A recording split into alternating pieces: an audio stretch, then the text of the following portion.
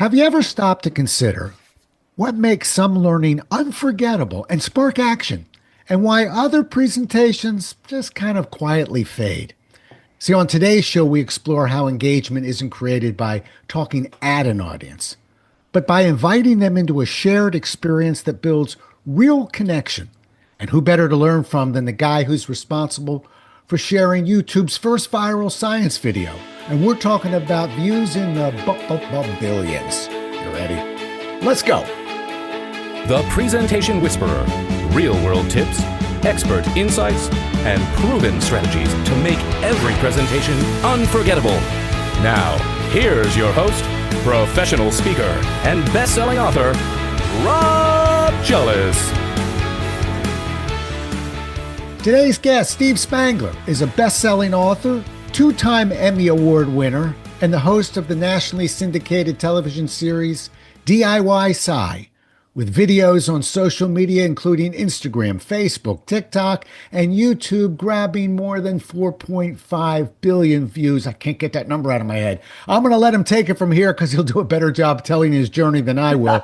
Welcome to the show, Steve. The floor is yours. Give us that quick journey in about 90 seconds. You are so nice. It's just, I can't get insurance. I don't know why. We have tried for years and years and years, but I can't along the way. If you hear a little dog bark in the background, she got to come to work here. Hold on a second. Come here. Hi, Murph. Come here. Murph, she got to come to work today. Oh, what a beautiful dog. Oh, I know. And so when she does science experiments, every time, like if I'm messing with something, so if you hear a bark in the background, it's just she's wanting to be involved. And so, okay, time to go eat something. All right, so run around and eat something. It'll be fun along the way. Robert, you are so fun to have me on and everything. I greatly appreciate it. What a nice introduction. I just need you to follow me around the country for speaking engagements, and that'll be perfect, okay?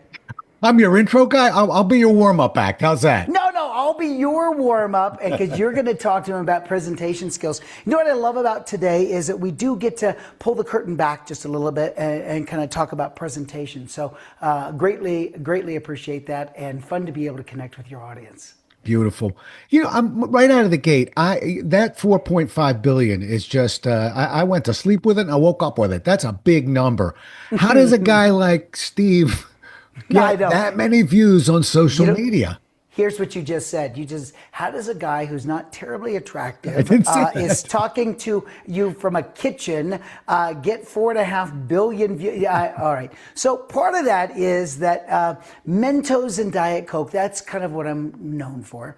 That happened. I'd been doing Mentos and Diet Coke for many years before YouTube. And long story short, right place, right time. YouTube was only 3 months old and had done it on the NBC affiliate. I work for NBC here in Denver.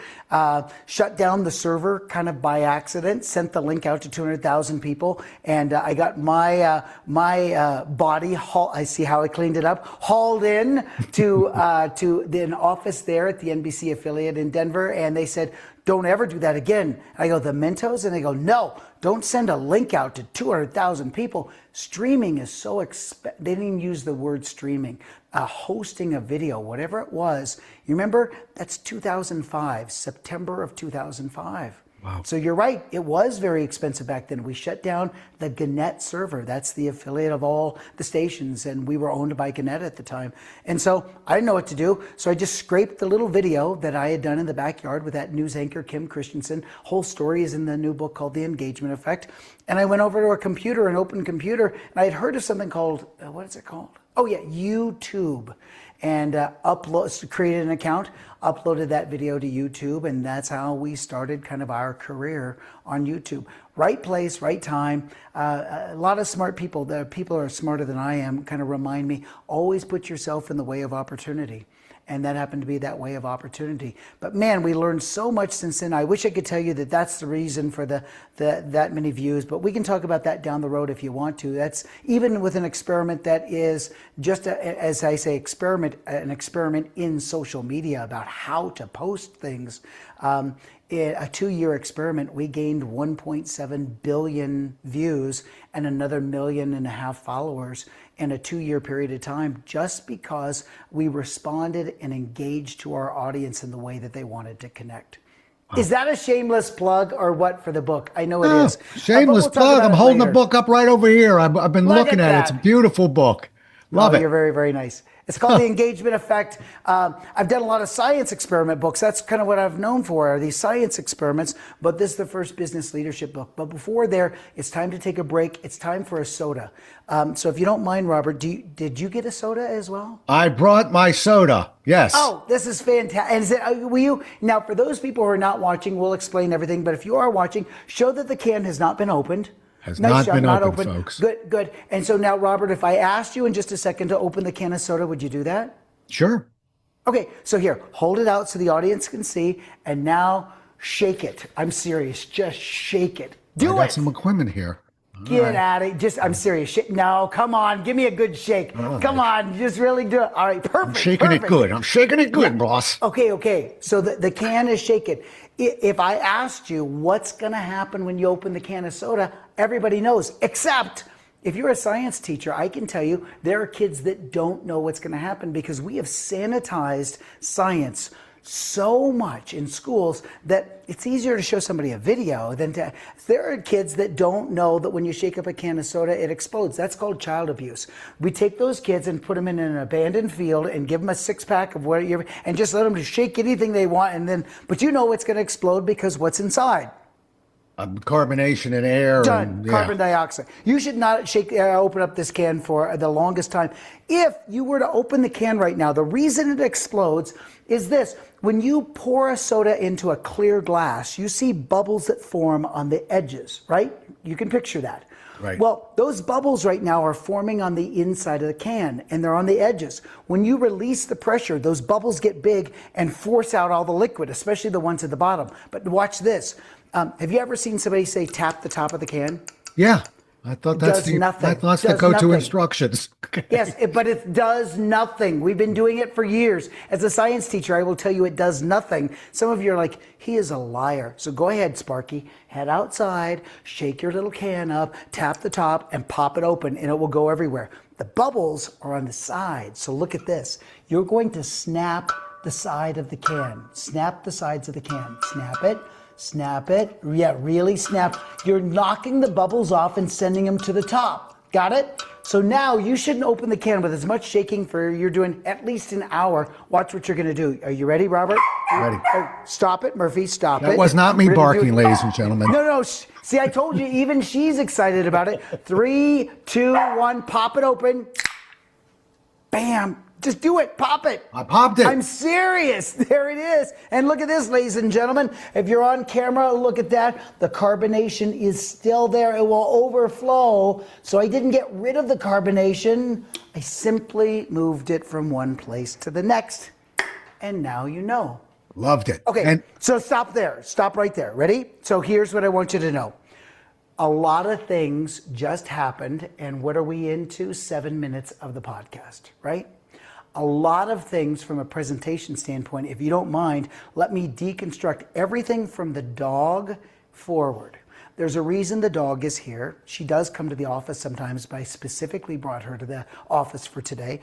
I know that she barks during some of these things. And here's what we're doing, Robert.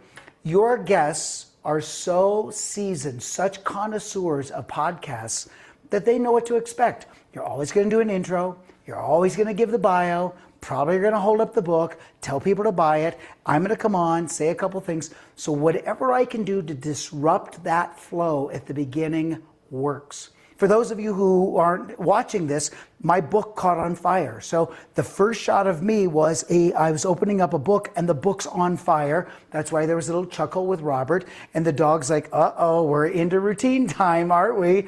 Bam, that gets turned off. Oh, by the way, there's a dog. Lifted the dog up. Now the people who are not watching are like, oh, wish I could see the dog.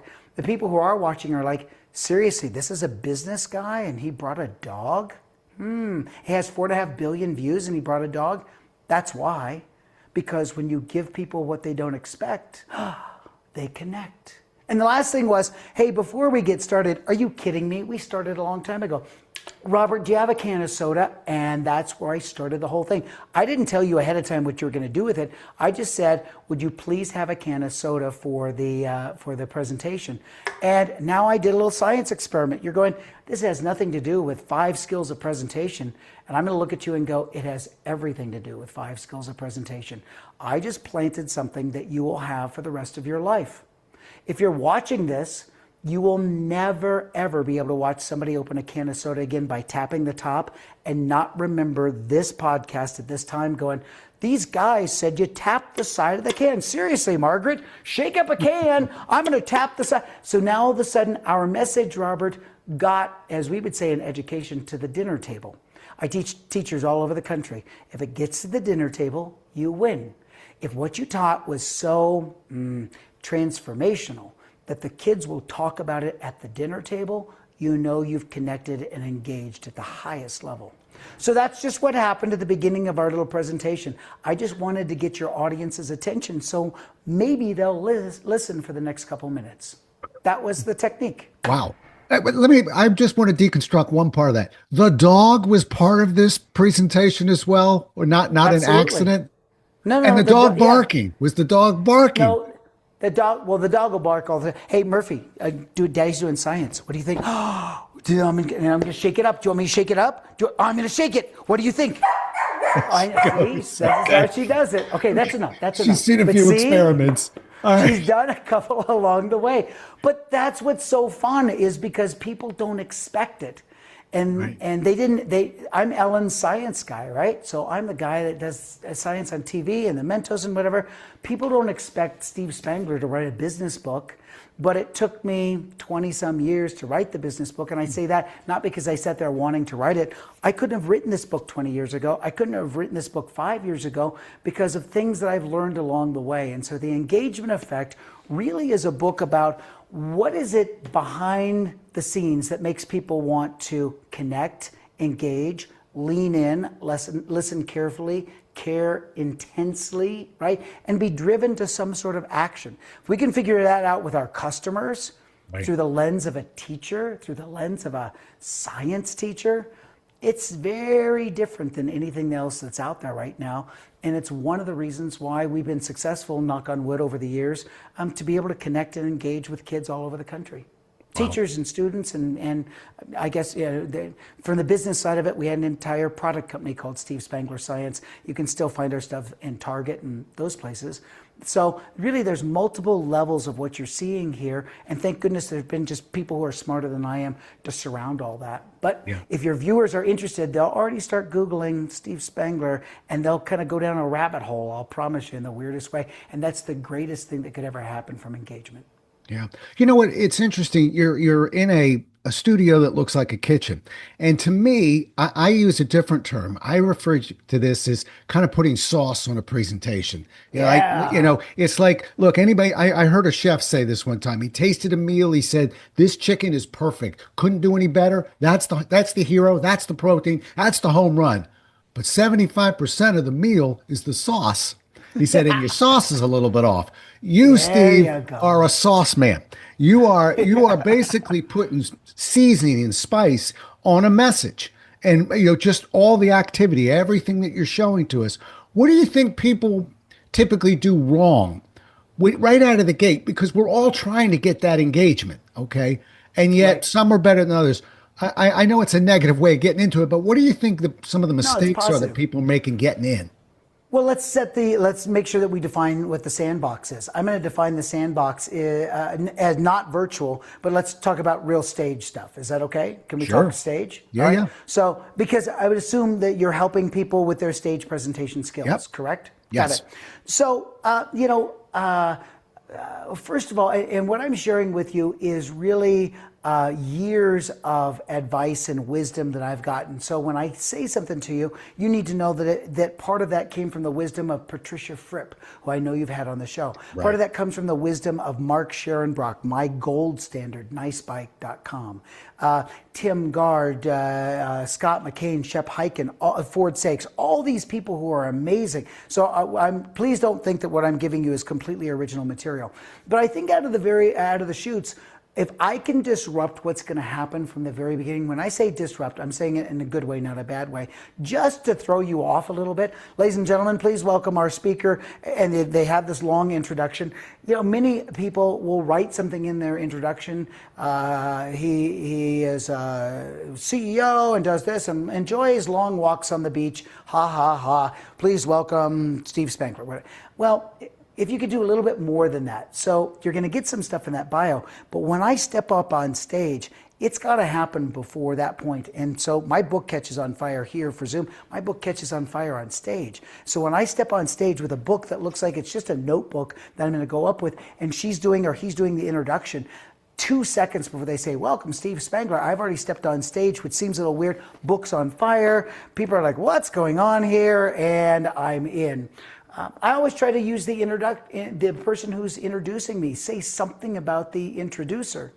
Wonderful job. Nobody, like my mom doesn't even write like that. Thank you so much. So it's an acknowledgement of that person. Because I'm a science person and people are expecting something, I actually hold that person over for a second and never tell him or her that they're going to do it. But when they get ready to leave, I'll grab their hand, pull them back and go, well, wait just a second.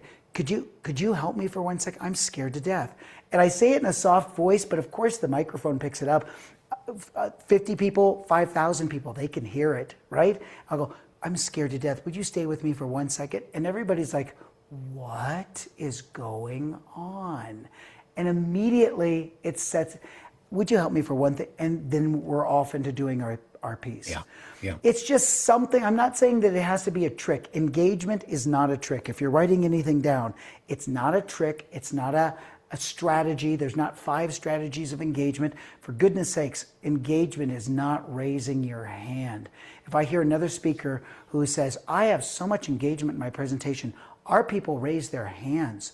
And sometimes I even give them a paddle and they can raise the paddle. That's not engagement, ladies and gentlemen. That's just raising your stupid hand.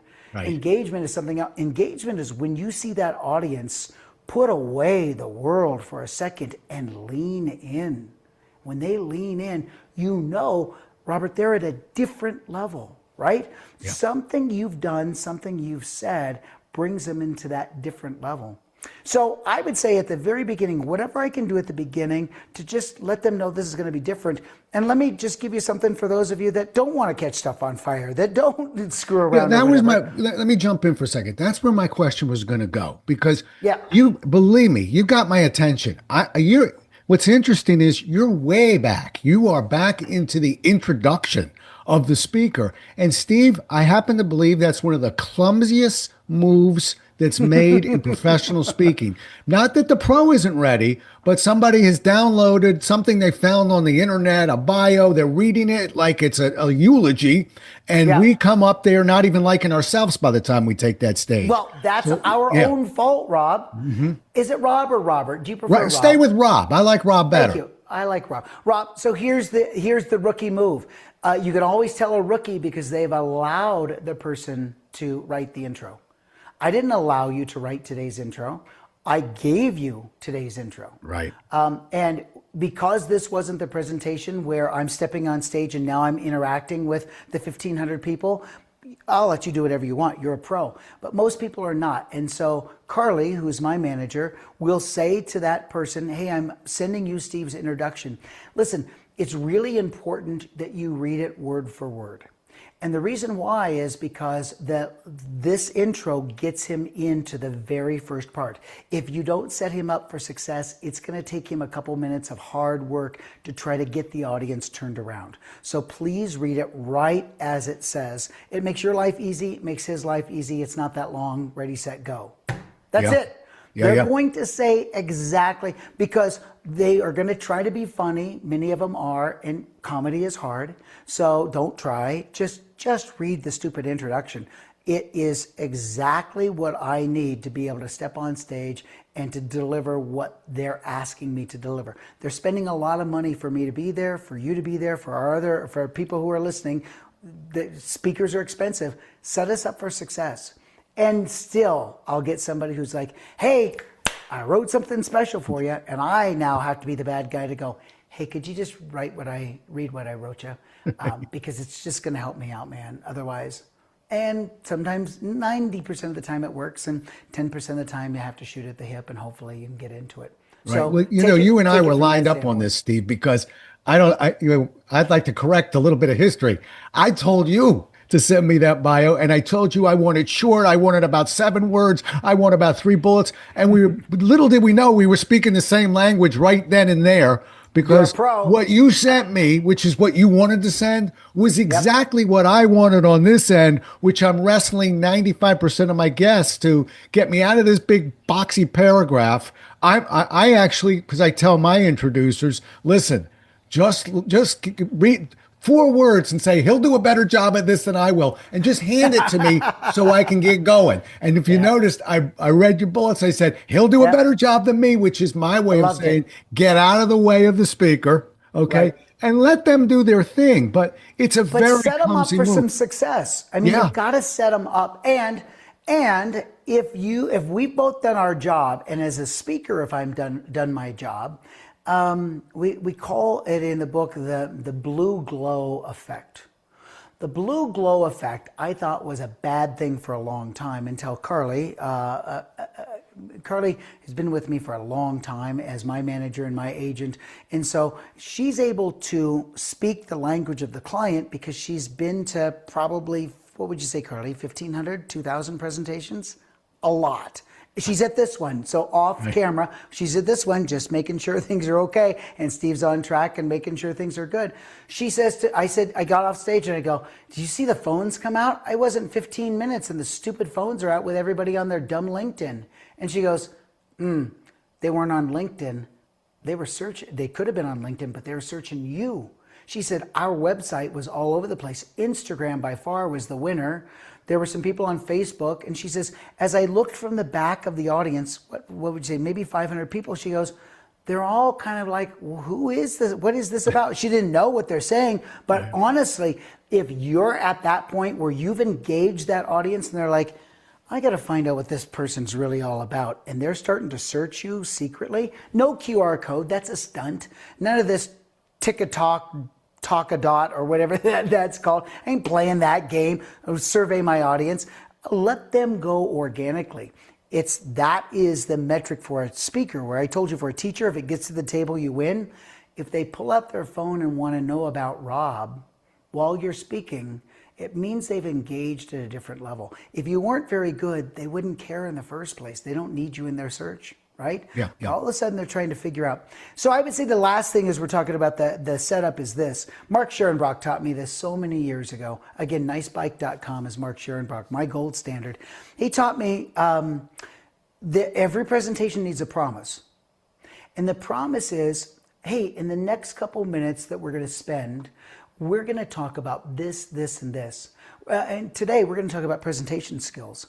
And your audience already knows, but I'm going to give you half dozen ideas that you can incorporate into your program that is not a trick, but is actually a strategy that I think will help you connect and engage with your audience at a higher level. And I'll kind of give you the secret behind that 1.7 billion views over the last 2 years, and how you can do that same kind of thing. But we got 50 minutes together, or whatever we have, for a presentation. That's where we're going to go. Are we on board? And you can see the audience go, yeah, that's called the promise, Rob. Yeah. When you promise your audience, this is what I'm going to deliver to you, and then you deliver it, man, does it feel good. You don't even have to do that campy little rap at the end where, here's what we learned, and you have slides that are whatever. They know, because when you're doing your close and you're pulling all the pieces together, it's like, he did exactly what he said he was going to Well, do. that's an interesting point because you brought up some controversy there. Good for you, because some people would want to call that back at the end. You know, the great Jerry Lewis of all people. Yeah. We're bringing Jerry into this one. The Yeah. great Jerry Lewis said, you know, and it's not tell him what you told him, tell him and tell him what you told him, but more of make sure you not only set up the trick, but let them know that the trick has been done because Yep. some audiences won't necessarily connect and realize, oh, now I see it. Because a lot of Yep. times we're setting something up for 55 minutes. Do you Yep. call it back at the end and make sure that they know the Absolutely. trick's been done? Yeah, but I don't do it. And I have, please, there's people who have happened to see me do a keynote presentation. You know, even up to, what would you say, a year ago, of course I had the slides up that says, let's real quickly, let's recap what we learned today. When you connect and you engage, and then there's a slide, and the next slide, and the next slide. If it gets to the dinner table, you win. And Mark was nice enough to say to me, we were speaking up at the Canadian Association of Professional Speakers, CAPS, in December. Mark reminded me, you know, Steve, your close, it does all those things. No reason to telegraph to the audience because they start to move. Yep, and and he's absolutely right. When I would start to do that wrap, you would see people look at their watches, Right. look at their phones, look at the other person, be thinking about what session they're going to go to next. If they don't know, and it's all, and I'm wrapping, and I do have a closing demonstration, or closing story, or whatever it is, when that story it wraps up all those pieces, at the end, hopefully you've got an audience who says, wow, I didn't see that coming. Right. And I didn't even realize we spent 50 minutes with him, but gosh, that time went by quickly. Yeah. And if Yeah. they can remember my name, because they don't remember most conference speakers' names ever, but if they can actually remember my name after lunch or possibly the next day to go home and tell somebody at home about it, then I know that I won as a speaker. And if I can get them to take out that phone on their own, it just sticks. I can do the campy little thing and get them to go up on the screen and whatever else. But if it happens organically, man, is that a winner. Yeah. And I think if I could sort of paraphrase, just summarize something you did, and then now I'm going to tell you, I don't like to say in summary. I don't like to Yeah. say, here's what we I learned know today. that. I okay. know. Because I think that's really what we're trying to remove here. We can subtly bring things back. But the moment I hear, so in summary, then yeah, we're all looking at what's next on the agenda. Or Crack if voice you and all. telegraph it at the beginning. If Right. you're like, so we're at a presentation in Ohio where an educator, pretty high up there for the district, so we have 10 different milestones we're going to cover today. And let's start with number 1. And then it starts with an opening video. And then the next thing happened. And then the next thing happened. And you're like, wow, that's a unique way to do number 1. Little long, but that's neat. And then number 2 is the exact same thing that I just saw. Now all I have to do is to go 4.5 minutes times 10, 40. And I now know today's entire presentation. I know the format because you're going to follow a formula from one to the next to the next. And if a movie had a formula to it, you don't typically like it unless it's Groundhog Day. So there's got to be, walk out of that, get out of the formula. Have somebody who at least is honest enough with you to look at your presentation and go, you know what, I saw where you're going. Or you know the story that you started? I knew where you were going 7 minutes before you got there. That's not a good construction of a story. And so that's why we need a Patricia Fripp to kind of help us with things like that. And I always challenge some of the speakers that I work with, which is I don't even want them to know the big picture of the presentation necessarily. I like to dance around it. What if I could show you? And have you Right. ever thought about? And Right. and boom, boom, boom, and then kind of hit them about 4 minutes. Here's where we're going. Okay. Yeah. But I don't like to go, hi, here's where we're going. Okay. Right. Here's what this is called. I like to dance a little bit too. All right. We're talking about and promise. Yep. I think you can promise and dance at the same time. So my promise is just that I'm going to give you value today. So if you listen to me, I'm going to give you value. And in exchange for $10, $20, whatever it is, if you'll just give me the commodity of your time and your attention and engage with me with stories that I hopefully you'll connect with, right? And I leave enough open space there that you feel like you can connect, I promise to deliver you value. That's the the transactional piece I'm hoping that happens during my presentation. Yep. Whether I'm speaking at a lunch meeting at a Rotary Club or I'm speaking for a big event, a big corporate event, if I can promise them, man, meeting planners love it because you did exactly, and CEOs and the people who are responsible for that paycheck when you come in love the fact that you did exactly what you said you were going to do, and hopefully a little bit more. Yeah, I hear you. Yeah, I was holding your book up because I mean, we're coming down the home stretch, but I want to deliver on our promise here. Okay. Got it. In a workshop, I think we've got engagement right at our fingertips, case studies, role play, small group exercises, more and more. But when we start hitting those keynotes and you start throwing numbers out there like 500, okay, in the audience, or even virtually, okay, Right. engagement is it's trickier. Can you give us just a couple of thoughts about how you engage in a keynote different than a workshop? Because Yep. those are quick, they're sprints. I'm not going to be engaging the whole time, but I got to have a couple moves during the 55 minutes. Right. I would separate the word engagement, especially from the book, engagement versus presentation or group activity. Okay. So let's do engagement versus group activity. Not all group activities are engaging. In fact, as soon as you say, turn to the person next to you, you've alienated probably 40% of your audience going, I don't like to turn and talk. Turn and talk to me is a speaker who doesn't really have anything to say. And so I wish they would have come prepared with 5 more, that's very cynical, right? Not necessarily true, but there are some people, I don't want to share.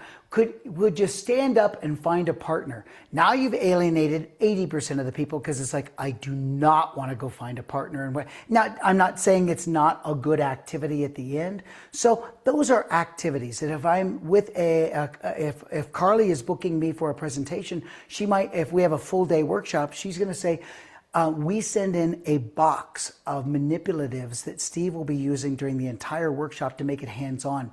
It's important that they get to follow along with Steve, so when he's doing something, they can practice it, so the first time they present it back at school is not the first time that they're actually seeing it, right? And so it's not just a gift, but this is what we're using. So they are very, very involved, hands-on during the workshop. But the engagement is his stories.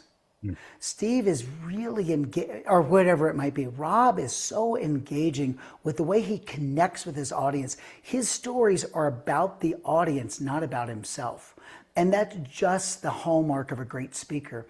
Engagement, I believe, is creating that opportunity. I'll finish the thought and then I'll go back to the idea. Engagement is really about a speaker creating a space where other people can fill that space with their own meaning, right? I think of an artist. I have a piece that I've done on stage for a long time using a Van Gogh painting. My son, at an early age, wanted to go see this Vincent Van Gogh painting. We went to see it. He actually snuck away from us in the art gallery in Philadelphia, went back to see the painting. I lost a kid. So my wife's looking at me like, you only had one, I had two, and you lost one of your kids. And I go zooming back into the gallery, and here he is standing there, 7 years old, on his own, completely transformed. And what do I mean transformed? He was in a different state of mind. An artist over a century old reached through the canvas and connected with my child, because that piece of art is not just a piece of art, it's a conversation.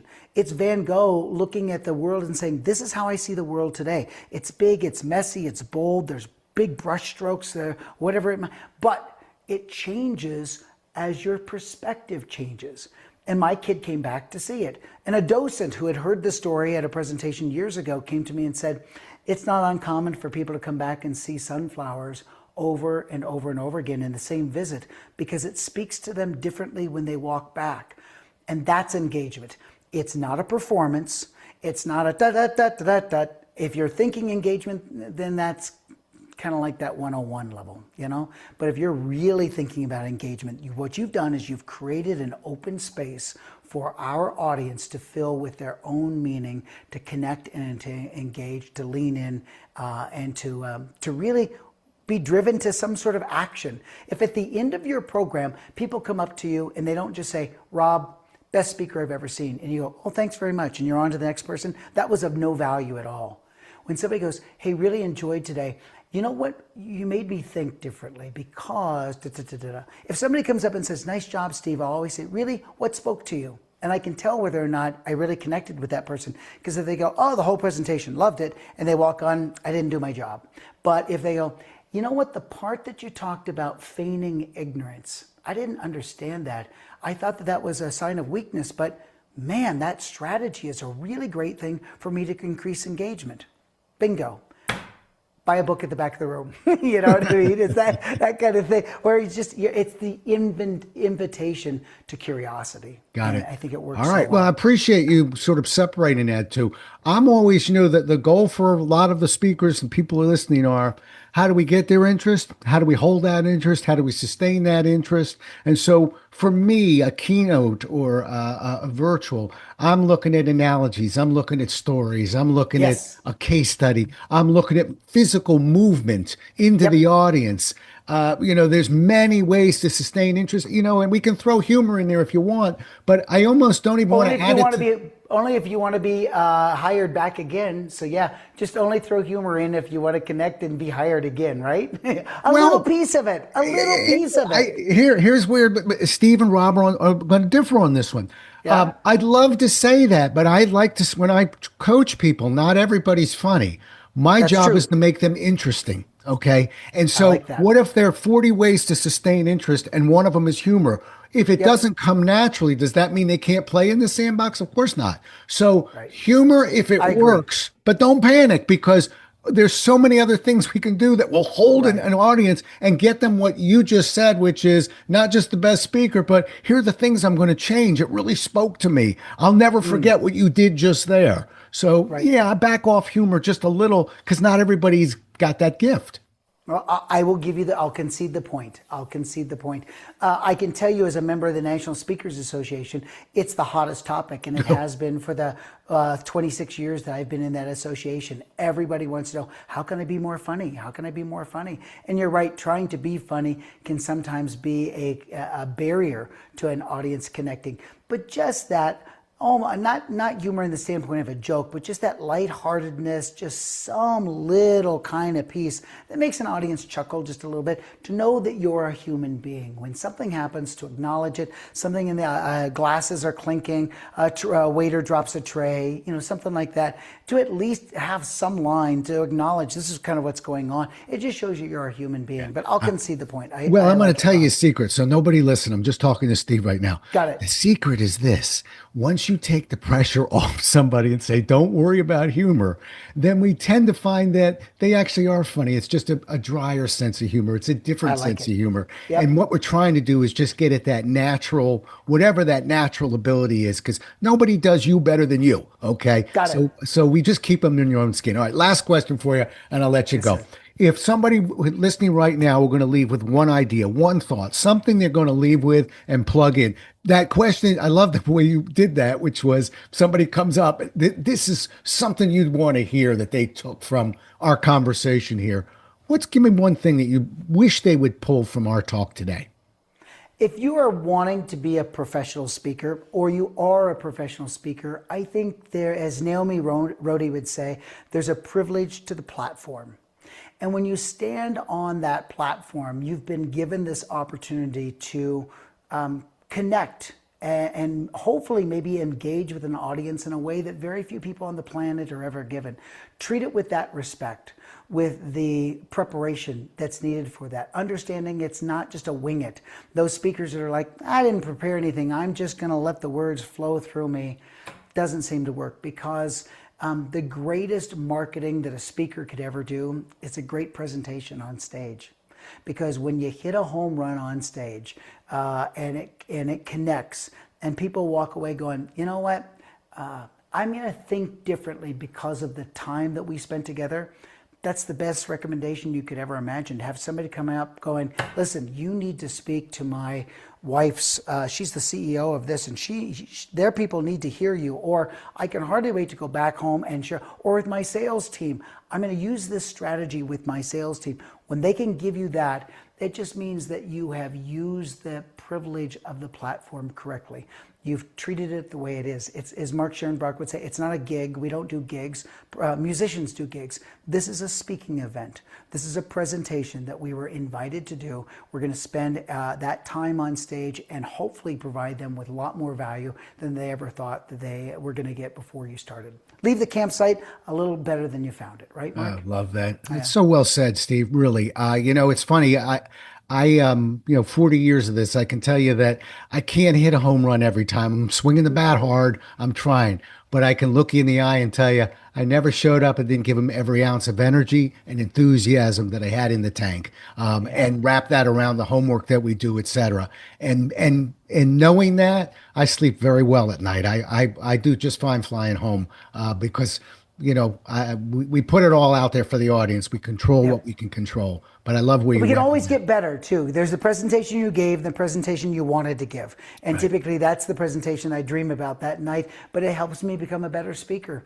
And surrounding myself with people who are better than I am, that's why I'm a part of the National Speakers Association, is I got to surround myself with people who are better than I am. It helps me become a better speaker. There you go. All right, the book, The Engagement Effect. Nice. Let's hold them up.